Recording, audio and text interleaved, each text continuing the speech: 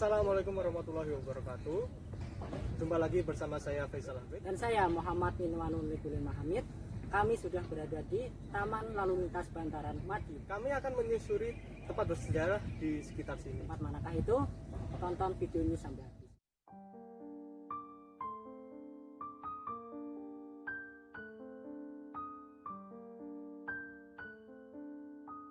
Sekarang kita sudah berada di Sungai Bengawan Madiun. Apa nih keunikan tempat ini yang kamu ketahui? Kilas memang nggak beda jauh ya sama sungai-sungai di tempat lainnya. Tapi di sini itu banyak peristiwa-peristiwa besar terjadi dalam sejarah Madiun. Pertama yaitu pada masa kekuasaan Mataram, karena Madiun ini dulu wilayah Mataram, kemudian berganti kekuasaan ke tangan Belanda. Bagaimana sih asal-usul Madiun itu? Untuk nama Madiun sendiri belum diketahui secara pasti ya, dari sumber-sumber yang resmi. Tapi untuk asal katanya itu dari orang-orang zaman dahulu, namanya berasal dari kata memedi atau hantu yang berayun-ayun sehingga dinamakan Madiun. Kapan Madiun itu terbentuk?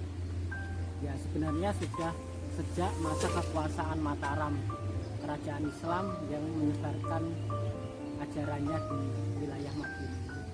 Apa saja peristiwa besar yang terjadi pada waktu itu? Di sini peristiwa yang paling besar adalah perang tanding antara pasukan Mataram yang dipimpin oleh Raja Sutawijaya melawan pasukan Surabaya yang dipimpin oleh Bupati Madiun namanya Retno Junilah. Madiun sendiri pun namanya bukan Madiun yang sekarang, tapi sebelumnya ada Wonorejo, Purabaya, dan Purabaya inilah yang melawan pasukan yang dipimpin oleh Sutawijaya tersebut di sungai ini. Itulah mengapa kebanyakan tempat-tempat lainnya itu batasnya adalah alam, seperti sungai, bukit, dan pegunungan. Ya memang di sini belum diketahui secara pasti ya tempat strategis atau peperangannya itu di mana. Tapi dari situlah kemudian Surabaya takluk oleh Mataram. Sejak situlah Madiun itu namanya berganti menjadi Madiun yang sekarang.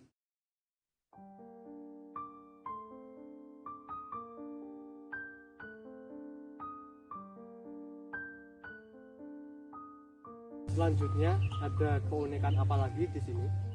Yang kedua, waktu Madiun dikuasai oleh pemerintah Belanda, di sungai ini dijadikan tempat irigasi.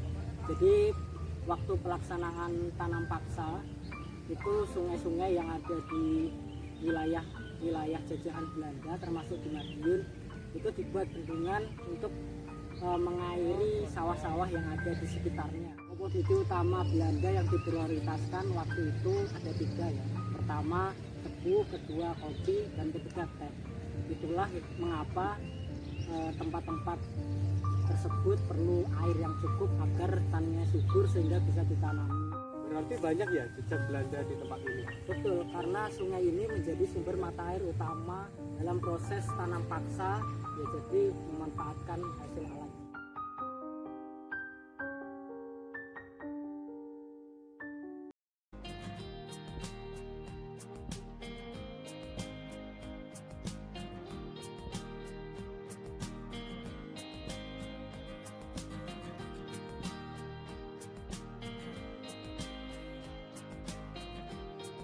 Ada yang mau disampaikan? Satu hal yang perlu saya katakan bahwa dalam hidup ini hal sekecil apapun bisa menjadi besar effortnya jika kita mau memahami makna filosofis di balik suatu peristiwa. Sungai Madiun mungkin terlihat biasa namun kalau kita mau menggali lebih dalam terkait peristiwa yang terjadi di masa lampau, kita akan menemukan keunikan tersebut. Itulah. Sekian video pada hari ini. Terima kasih telah menonton. Wassalamualaikum warahmatullahi wabarakatuh.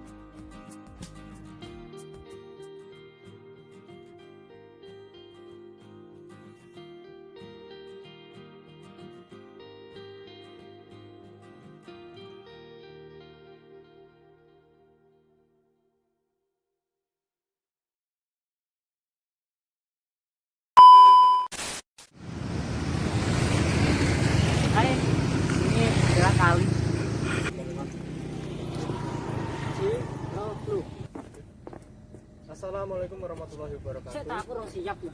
Hitungan ae. Sekarang kita sudah berada di Sungai Kalimagian. Sungai kalau kali yo budidaya. Setahun. Kira-kira keunikan tempat ini yang kamu tahu? Wes. Apane di seperti kali pada umumnya ya. Namun di kali ini atau Madiun Madiun sendiri asal katanya dari kata memedi atau hantu dan ayun atau berayun. Ya. Oke, monggo Pak. Nggih, monggo. Di waktu itu yang paling terkenal di Madiun yang pertama tebu, yang kedua hutan jati, dan yang ketiga itu